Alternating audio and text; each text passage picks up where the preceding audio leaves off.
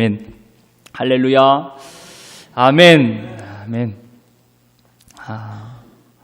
오늘도 귀한 자리에 여러분들 잘 오셨습니다. 하나님께서 복된 자리로 저와 여러분들을 불러주신 줄 믿습니다. 하나님께서 여러분들을 사랑하십니다. 여러분들을 기뻐하십니다.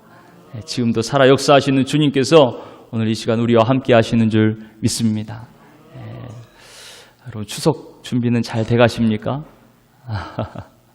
먼저 마음의 준비가 제일 중요하지요. 주님께 감사한 마음, 또 주님의 사랑으로 마음껏 이번 명절에 주님의 사랑을 전해야지, 나눠야지. 그 마음을 먼저 준비하시기를 바랍니다. 그러려면 오늘도 주님의 은혜를 힘입어야 됩니다. 주님의 사랑을 힘입어야 됩니다. 주여, 우리의 메마른 심령에 주님의 은혜와 사랑이 충만히 차고 넘치는 귀한 시간이 되게 하옵소서. 이 사모하는 마음으로 또 우리에게 주시는 귀한 말씀에 귀를 기울이시기를 축복합니다. 오늘 말씀의 제목을 함께 따라서 합시다. 누가 크냐? 누가 크냐? 키는 우리 심상철 원사님이 제일 크신 것 같기도 하고 누가 제일 크신? 키를 묻는 건 아니고, 그죠? 과연 누가 크냐? 오늘 말씀의 제목. 혹시 이 물음 하나에도 마음속에 벌써 내가 제일 크지요. 혹시 그런 마음이 불뚝 들지 모르겠어요.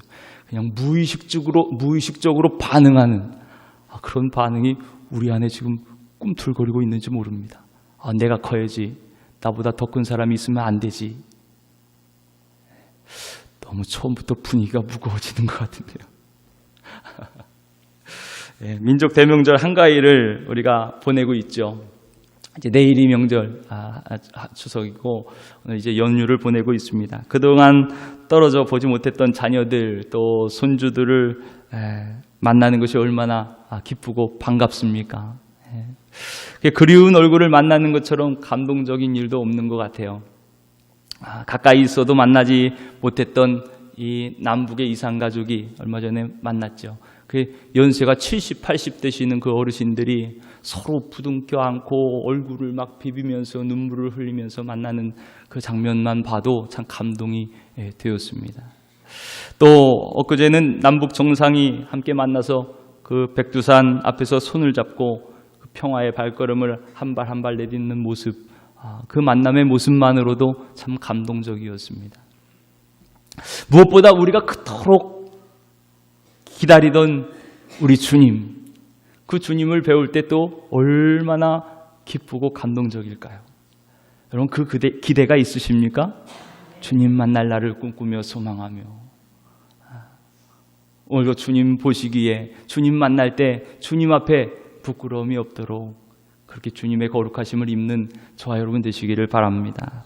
하여튼 이번 명절 우리 성도님들 가정마다 그런 평화롭고 반가운 만남이 다 되시기를 바랍니다.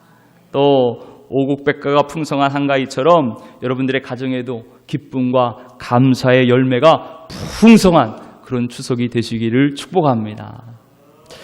우리는 지난주에 예수님이 누구신가 베드로의 고백을 통해서 들었습니다. 주는 그리스도시니이다. 예수님을 하나님께서 보내신 그리스도, 구세주이신 메시아로 고백한 베드로의 고백은요, 하나님이 알게 하신 참 귀하고 복된 고백이었죠.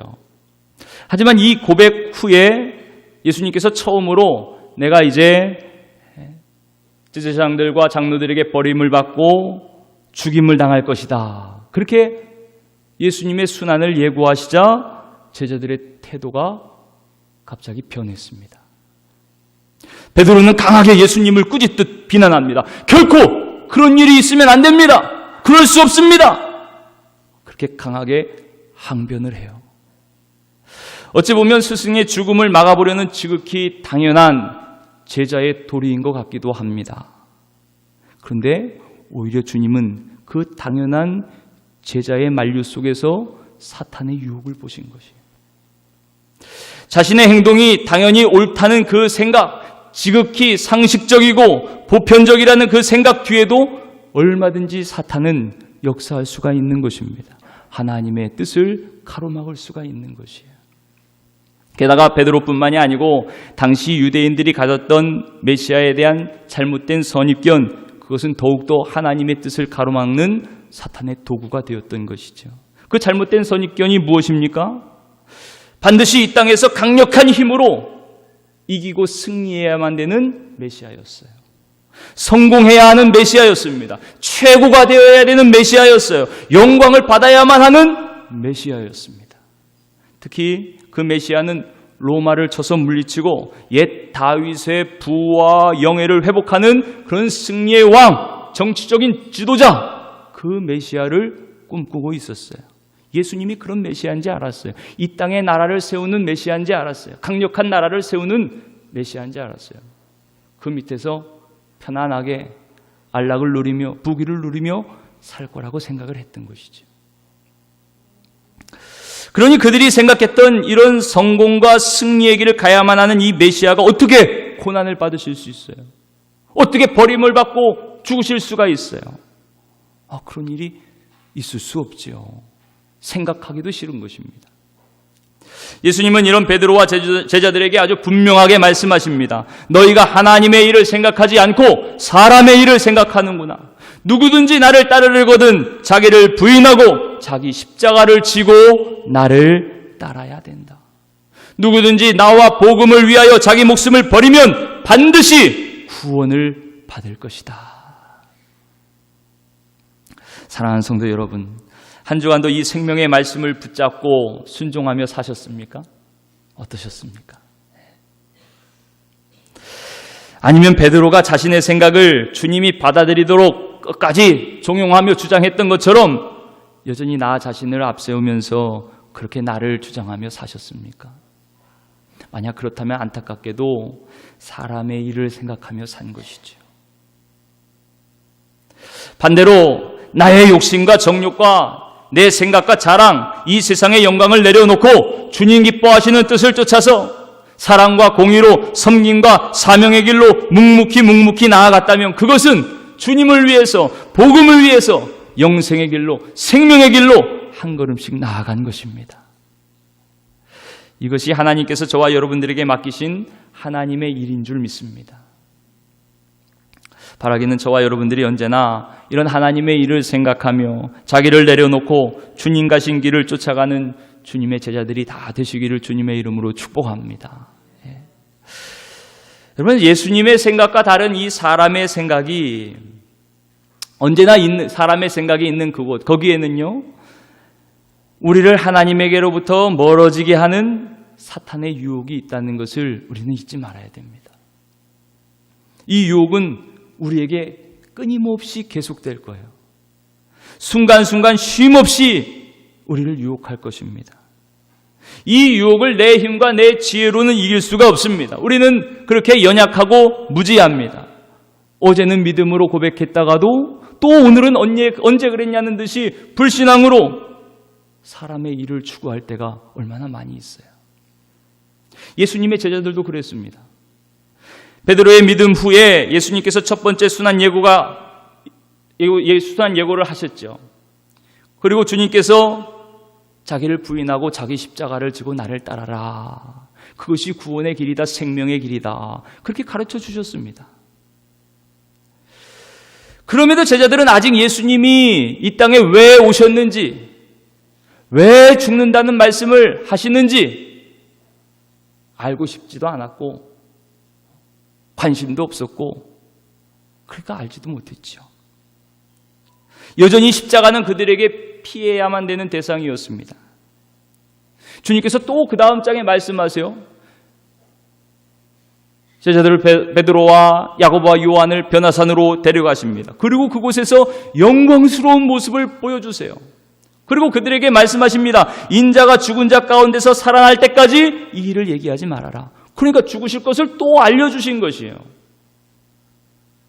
그럼에도 제자들은 여전히 이 세상의 성공과 영예를 꿈꾸면서 예수님의 기적적인 모습에 도취되어 있습니다. 이제 시간이 얼마 없어요. 주님의 때가 가까이 다가오고 있습니다. 이제 예루살렘에 들어가서 이미 예언된 대로 고난을 받으시고 속죄의 제물로 십자가에 달려 죽임을 당할 때가 다가오고 있는 것이에요.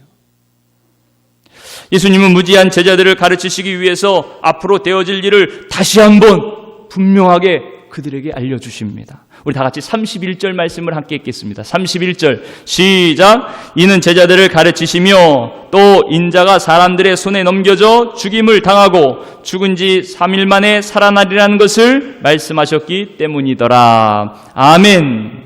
예수님은 유대인들에게 잡혀 넘겨주십니다. 죽임을 당하십니다. 그리고 3일 만에 다시 살아날 것이라고 분명히 말씀하셨어요.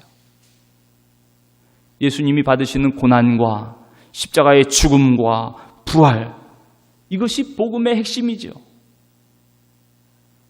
우리를 구원하는, 모든 죄인을 구원하는 하나님의 구원의 길입니다. 예수님 이를 위해 이 땅에 오셨습니다. 죄인을 살리기 위해 이 땅에 오셨습니다. 자기를 십자가의 대속물로 내어주셔서 모든 믿는 자를 주님의 부활에 동참케 하시기 위해 주님 죽으러 오셨어요. 이렇게 중요한 문제를 시끌벅적 사람들이 많은 곳에, 그곳에서 할 수 없겠지요. 또 말해도 알지 못하는 그들에게 공개적으로 말할 필요도 없을 것입니다. 여러분, 전도할 때도 막 시끌시끌한 데서는요, 그 복음을 전해도 들리지도 않아요. 여러분, 이 시간도 마찬가지입니다. 우리의 마음이 어떻습니까? 시끌시끌 복잡합니까? 모든 걸 내려놓고 잠잠히 주님을 바라보시기를 바랍니다. 주님 말씀에 귀를 기울이시기를 바랍니다. 그 사모한 마음대로 주님의 말씀은 여러분에게 들려질 것이에요. 역사하실 것입니다.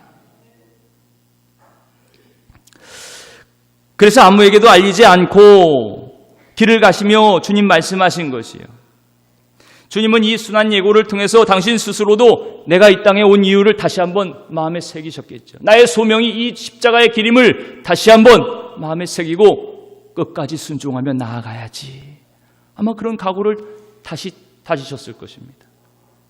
동시에 제자들에게 이 고난과 죽음이 무엇을 의미하는지, 하나님의 구원의 유일한 길임을 그들도 알기를 사모하며 알려주셨겠죠. 그리고 너희들도 각자 자기의 십자가를 지고 내가 간 이 길을 같이 가자.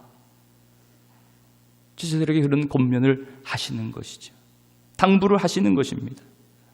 그런데 이런 주님의 죽음과 부활의 예고를 들은 제자들의 반응이 어떻습니까? 우리 다 같이 32절 말씀을 함께 읽겠습니다. 32절 시작. 그러나 제자들은 이 말씀을 깨닫지 못하고 묻기도 두려워하더라. 아멘.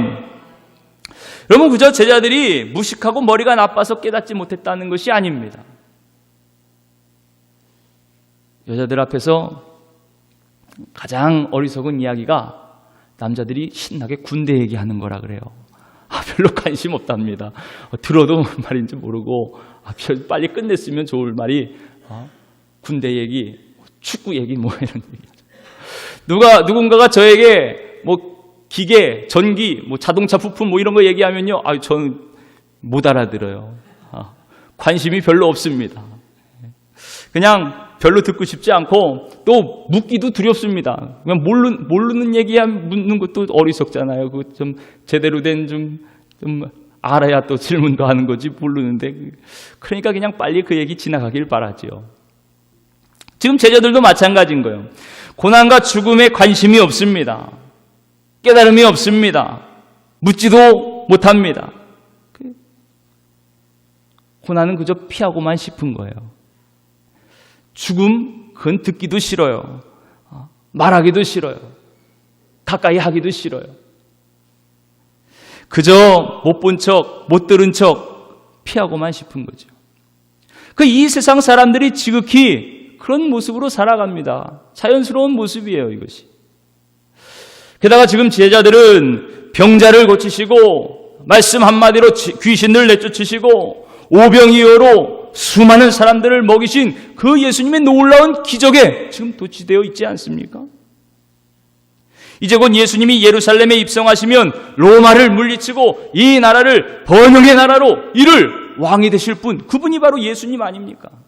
그런데 그 예수님이 고난을 받으시다니요, 죽임을 당하시다니요, 이건 예수님과 상관없는 얘기인 거예요. 혹시 이런 일이 있다? 아이고, 안 되지요. 애써 외면하고 싶은 겁니다. 묻기도 싫은 것이에요. 여러분, 지금 예수님이 가르치는 이 제자들이 누굽니까? 가진 모든 것을 다 버려두고 예수님을 떠난 12 제자들이잖아요. 3년 동안이나 예수님과 동고동락하면서 예수님 가장 아끼고 아끼셨던 그들이 바로 이 12제자잖아요. 그런데도 불구하고 제자들은 이 주님의 말씀을 들으려 하지 않는 거예요. 가장 중요한 이유, 예수님이 이 땅에 오신 목적, 그 가장 중요한 말씀을 하시는데도 귀를 막고 있어요.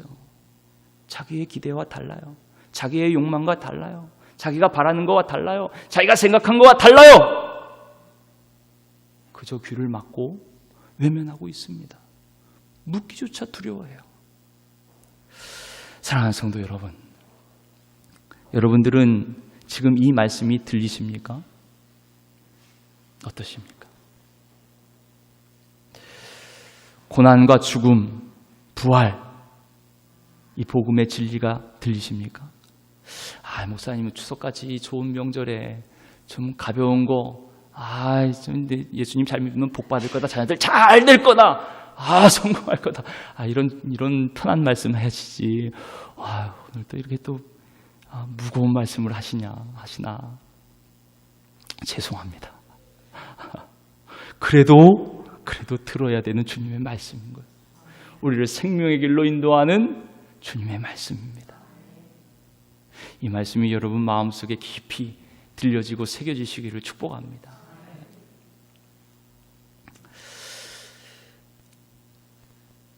이 말씀을 듣지 않고 이것을 따르지 않으면 우리가 진정한 주님의 제자가 될 수가 없죠. 예수님이 제자들에게 지금 말씀하시는 것처럼 사실 지금 우리에게도 똑같이 말씀하시는 겁니다. 예수님의 고난이 바로 너희들의 고난이 되라 말씀하시는 거예요. 저와 여러분들의 고난이 되라 말씀하시는 거예요. 예수님의 십자가 죽음이 또한 우리의 죽음이 되라 말씀하시는 거예요. 그러면 예수님의 부활이 너희의 부활이 될 것이다. 주님 말씀하시는 거예요. 주님 이 말씀을 하시는 것은 우리를 부활로 인도하시기 위해서요. 예수님의 생명으로 인도하시기 위해서요. 그 길로 가기 위해서 반드시 가야 될 길이 주님 가신 고난의 길이요, 십자가의 길인 것입니다. 그래서 이제는 내가 사는 것이 아니요 내 안에 계신 그리스도께서 주님의 영으로 살게 하시는 것, 주님의 영으로 말하게 하시고 행하게 하시는 것, 그것이 바로 주님의 생명으로 살아가는 성도의 모습임을 지금 알려주시는 것이에요. 주님을 믿고 따르는 제자의 삶임을 주님 분명하게 가르쳐 주시는 것입니다. 다른 길은 없습니다. 뛰어넘는 길도 없어요. 돌아서 갈 수도 없습니다. 주님 가신 이 길로 가야 되는 것이에요. 그래서 주님은 제자들에게 반복해서 주님의 고난과 죽음을 가르쳐 주십니다. 듣지 못하는 그들에게, 관심이 다른 곳에 가 있는 그들에게 또 가르치고 또 가르쳐 주시는 것이에요. 여러분, 예수님이 왜 그들의 마음을 모르시겠어요? 이 땅에서 고통 없이, 어려움 없이, 슬픔 없이 편안하게 살고자 하는 그 마음, 이 마음이 누구에게나 다 있다는 것을 주님이 왜 모르시겠어요? 자신의 능력을 한껏 발휘해서 많은 사람들에게 존경도 받고 대접도 받고 인정도 받고 부와 명예를 얻고, 이런 마음, 인간이라면 누구나 다 가지고 있는 이 마음, 주님 모르실 리가 없죠. 주님도 완전한 사람이신걸요. 더 나아가 자신의 역량을 더욱 발휘해서 이 사회에 또 국가에 더 좋은 공헌을 하고 싶은 그런 마음이 있다는 것도 주님께서 아실 것입니다. 다 아셨을 거예요. 그러나 이 마음이 옳다고 당연하다고, 그것이 하나님의 뜻은 아닌 것이죠. 지금 제자들의 마음에도 주님을 따르는 목적이 십자가에 있지 않고 자신들의 이십양면에 있다는 것을 주님이 다 아셨습니다. 그런 그들에게 믿는 자가 살아가야 될 길, 그 길은 사람의 일이 아니고 하나님의 일이다. 하나님의 뜻을 구하고 주님을 따르는 일이라는 것을 지금 분명하고 단호하게 알려주십니다. 예수님께서 그렇게 제자들의 대화에 관심을 가지시고 귀 기울여 들으시다가 가버나움의 집에 이르러 드디어 입을 열고 그들에게 다시 한번 말씀하세요. 너희가 길에서 서로 토론한 것이 무엇이냐? 주님의 이 물음에 제자들이 꿀먹은 벙어리가 되었습니다. 왜 그런가 봤더니 그들이 길에서 서로 쟁론하며 싸우며 논쟁했던 것이 서로 누가 크냐 이거에 대해서 얘기했던 것이. 쉽게 말하면 야 내가 너보다 더 높지, 내가 더 서열이 높으니까 더 높은 자리 찾아야 돼, 더 권력을 가진 큰 자리에 올라야 돼, 이렇게 서로 자기가 높다고 싸웠던 것이에요. 예수님의 말씀에 정작 깨닫지도 못하고 묻기도 두려워했던 그들이 자신들의 서열 문제에 있어서는요, 마치 어린아이들이 소리 높여 싸우는 것처럼 그렇게 자기의 주장을 하는 것이에요. 이 모습이 낯설지 않은 것이 그 우리의 모습, 우리의 속에도 이런 마음이 있기 때문에. 지금 우리가 사는 이 세상도 모두 서열이 정해져 있는 것 같아요. 사람마다 한 단계 한 단계 올라가려고 얼마나 발버둥을 치는지 모릅니다. 조금이라도 가치가 내려가고 신분이 내려가고 대우가 내려가는 것, 자기가 그렇게 손해를 보면 가만히 있지 않으려고 그러죠.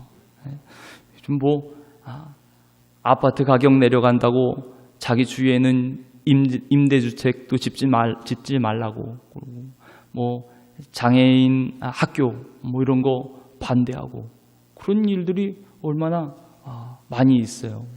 쉽게 듣게 되죠. 대학 입학 때도 학교별로 서열이 쭉 매겨져 있고, 취직을 할 때도 대기업들도 서열이 쭉 매겨져 있고, 또 그 안에 들어가서도 직급이 쭉 매겨져 있고, 국가와 국가 사이에도 서열에 따라 급에 따라 대화를 하고, 그런 일들을 우리가 너무나 쉽게 보게 됩니다. 심지어 교회들 사이에서도 이런 서열이 은연중에 있는 것 같아요. 교회 안에서도 심지어 저 사람은 헌금을 많이 해, 봉사를 많이 해, 직분이 높아, 이런 걸로 은연중에 서열을 매기려는 마음들이 있는 것 같아요. 그러니까 연말에 자기가 생각한 대로 더 오르지 못했다 생각되면 실망하기도 하고 시험에 들고 교회를 떠나기도 하고 그러지 않습니까? 그러니까 우리 마음속에 이런 마음이 끊임없이 지금 우리를 괴롭히고 있는 것이죠. 누가 크냐? 우리 속에 도사리고 있는 이 어리석고 추한 욕망이 고스란히 드러나는 말, 누가 크냐? 다른 사람보다 조금이라도 더 높이 올라가려는 그 욕심, 다른 사람보다 높다고 생각하면 교만하고 우쭐거리려는 그 자만심, 또 다른 사람들에 비해서 낮은 것 같다 그러면 스스로 자괴감을 가지고 또 시기하고 질투하고 미워하고 다투는 그 마음들, 이 누가 크냐는 이 마음 안에 고스란히 담겨져 있는 것이. 제자들 속에 있는 이런 욕망을 드러내고 계신 주님께서 이렇게 너희들 무엇을 했냐, 무슨 논쟁을 했냐, 누가 크냐는 그 논쟁을 다 아시고 물으니까 제자들도 당황스럽고 부끄러운 마음에 침묵할 수밖에 없었던 것이죠. 여러분 어떻습니까? 누가 크냐는 이 주님, 이 물음 앞에서 우리도 주님 앞에 나온 저희들 한없이 부끄러워지지는 않습니까? 우리 안에도 누가 크냐 이 물음에 사로잡혀 서로 시기하고 질투하고 서로 미워하고 다투지는 않습니까? 예수님은 자신의 몸을 십자가에 달리기까지 스스로 죽음의 길로 나아가셨는데 지금 제자들은 길거리에서 서로 누가 큰 자인가 그거 싸우고 있는 거예요. 그러니 어쩌면 좋습니까? 그 작은 야망에 목이 메어서 주님이 가신 그 길에 전혀 함께하지 못하는 제자들의 모습을 보니 얼마나 안타깝고 답답합니까? 정말 누가 크냐 이것이 그렇게 중요한 물음일까요? 이 땅에서 높고자 하고 인정받고자 하는 욕구와 바람, 그것이 아무리 당연하고 일반적인 모습이라 해도 주님께서도 그들의 마음은 이해하셨겠지만 결단코 용납하시진 않으셨습니다. 오히려 그들의 마음을 새롭게 하실, 오늘 우리의 마음을 새롭게 하실 새로운 가르침을 주님은 또 분명하게 제자들 앞에서 가르쳐 주시는 것이에요. 우리 다 같이 35절 말씀을 함께 읽겠습니다. 35절 시작. 예수께서 앉으사 12 제자를 불러서 이르시되 누구든지 첫째가 되고자 하면 뭇사람의 끝이 되며 뭇사람을 섬기는 자가 되어야 하리라 하시고. 아멘. 주님께서 말씀하십니다. 누구든지 첫째가 되고자 하면, 이 말씀은 제자들이 지금 말 못하고 당황스러워했던 그 속마음을 정확하게 꼬집어내신 말씀이죠. 야고보와 요한의 어머니가 예수님께 와서 주님의 나라가 임할 때에 내 아들 하나는 주님의 우편에 다른 하나는 주님의 좌편에 앉게 해주십시오. 그렇게 요구했던 그 마음입니다. 그 요구예요. 이 말은 또 모든 제자들이 그 이야기를 듣고 시기하며 질투했던 그 마음이에요. 바로 지금 우리의 마음속에도 있는 그 욕망입니다. 이어서 주님 말씀하십니다. 첫째가 되려면 뭇사람의 끝이 되고 뭇사람을 섬기는 자가 되어야 한다. 여러분, 주님의 말씀이 얼마나 단호하십니까? 우리의 일반적인 정서, 그것을 완전히 뒤집어 엎는 말씀이지요. 뭇사람의 끝에서 섬기는 자, 그가 바로 첫째가 된다. 그렇게 말씀하시는 것이에요. 정말 그런가? 이런 생각 드실지 모르겠어요. 물론 이 세상에서는요, 열심히 첫째를 추구하는 사람이 당연히 첫째가 되기가 쉽습니다. 첫째가 될 것입니다. 그러나 끝내 그렇게 살고 끝나는 사람은요, 결단코 천국에서는 첫째가 될 수 없을 것입니다. 지금 주님의 이 말씀은 이 세상의 질서가 아니에요. 하나님 나라, 천국의 질서를 말씀하시는 것입니다.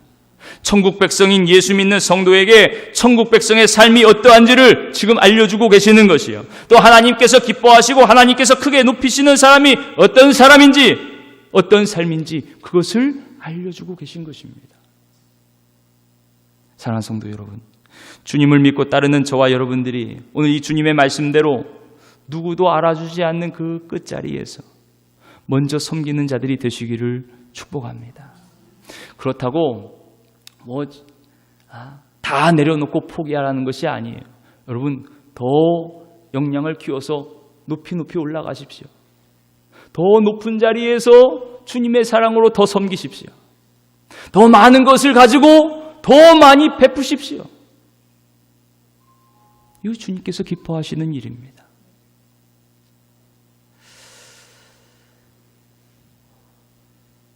그렇게 높은 자리를 버리고 이 땅에 오신 주님, 섬기는 자가 되어 우리를 살리신 주님, 이 모습이 바로 우리 앞서가신 주님의 모습이시죠.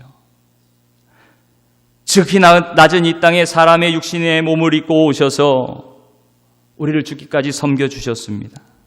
가장 섬김의 마지막 끝자리인 십자가, 모든 죄인을 대신해서 죽으시는 십자가, 저주받은 십자가 그 형틀에 달리시기까지 예수님은 죄인인 우리를 섬겨주셨습니다.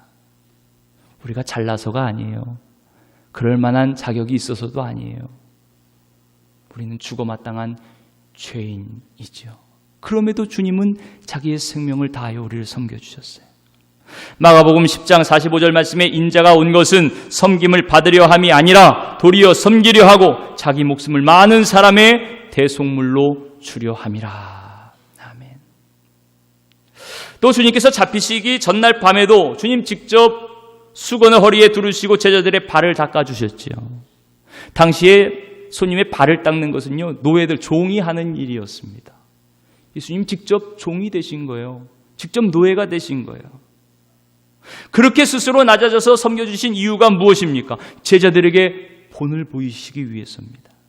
너희들도 내가 한 것처럼 그렇게 섬기는 자가 되어라. 종으로 살아라. 그렇게 말씀하시는 거예요. 사랑하는 성도 여러분, 저와 여러분들도 주님을 본받아 주님을 따르는 자들, 주님과 같이 섬김의 삶을 살아가는 자들이 되시기를 축복합니다. 이것이 정말 주님께서 기뻐하시는 뜻인 거예요. 하나님 앞에 첫째가 되는 길인 것입니다. 이렇게 무사람의 끝이 되어 무사람을 섬기라 말씀하신 주님께서 갑자기 어린아이를 하나 데려다가 꼭 안아주십니다. 그 섬김이 무엇인지 직접 제자들에게 또 가르쳐 주시는 것이죠. 여러분, 당시 어린이는 미숙하고 유치한 존재로 여겨졌다고 합니다. 전쟁이나 일을 할 때 노역에서도 아무 가치가 없는 그런 존재가 바로 어린아이들이었어요. 그래서 숫자에도 들지 않았습니다. 그저 아이들에게는요, 엄한 교육만이 필요했다고 생각을 했습니다. 그러니까 주님은 지금 가장 낮고 작은 자를 나타내기 위해 어린아이를 데려오신 거예요. 게다가 여럿도 아니고 하나입니다. 하나. 참새 한 마리란 표현처럼 아주 보잘것없고 내세울 것 없는 그런 표현, 어린아이 하나라는 표현이에요. 그 낮고 천한 어린아이 하나를 대하시는 주님의 모습을 한번 보세요. 예수님께서 이 아이를 제자들 가운데 세우시고 주님 품에 꼭 안으시면서 이렇게 말씀하시는 겁니다. 우리 다 같이 37절 말씀을 함께 읽겠습니다. 37절 시작. 누구든지 내 이름으로 이런 어린아이 하나를 영접하면 곧 나를 영접함이요, 누구든지 나를 영접하면 나를 영접함이 아니요 나를 보내신 이를 영접함이니라. 아멘. 아멘. 여러분, 오늘 말씀해 보면요, 우리가 주님을 영접하고 아버지 하나님을 영접하는 것, 그리 대단하고 어려운 일이 아닌 것 같아요. 주님의 이름으로, 그러니까 주님께 받은 은혜와 사랑을 가지고 스스로 낮아져 겸손히 섬기는 자가 되는 것, 그것이 바로 주님을 영접한 성도의 모습인 줄 믿으시기를 바랍니다. 누구를 섬겨요? 어린아이와 같이 작은 자를 섬길 수 있어요. 남들은 거들떠보지 않는 사람을 섬길 수 있어야 돼요. 그들을 품고 안아주는 것이에요. 받은 은혜를 갚을 수 없는 그 사람을 진심으로 돕고 영접하는 것, 그것이 주님께서 우리에게 바라시는 하나님의 일인 것이에요. 남들이 싫어하는 독자를 품어요. 힘없고 몸이 불편한 사람들도 품어요. 병든 사람들도 품어요. 가난한 사람들도 품어요. 죄인들도 품어요. 교회가 품지 못하면 어디가 품겠어요? 알코올 중독자도 품고, 동성애자들이 오면 어떡할까요? 우리가 지금 동성애 반대 서명을 해요. 그 법으로 되는 건 반대해야죠. 하지만 오는 그들을 매몰차게 버릴 수 있겠어요? 주님의 사랑으로 품어야죠.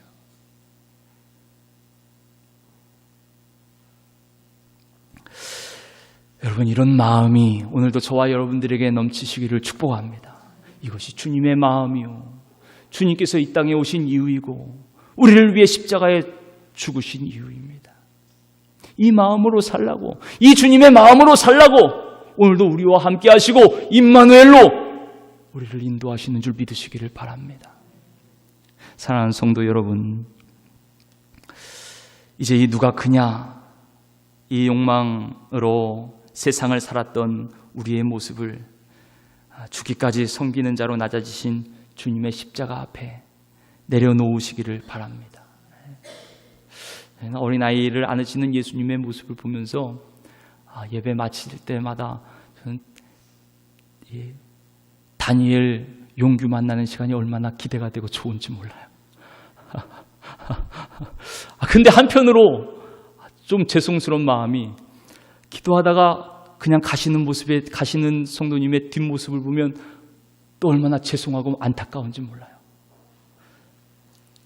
여러분, 조금만 기다리셔서 같이 기도하시고 같이 인사하시고 그렇게 가시기를 바랍니다. 한 명 한 명 정말 천하보다 귀한 영혼을 주님께서 섬기라 말씀하시는 거예요. 그 모양이 어떻든지, 그 겉모습이 어떻든지, 그 지위와 신분이 어떻든지, 가졌든지 못 가졌든지, 배웠든지 못 배웠든지, 하나님께서 다 우리에게 주님의 사랑으로 사랑하라고 만나게 하신 거예요. 우리 옆에 보내주신 것이. 그 길이 주님 가신 길이요, 또 우리가 나아갈 길이에요.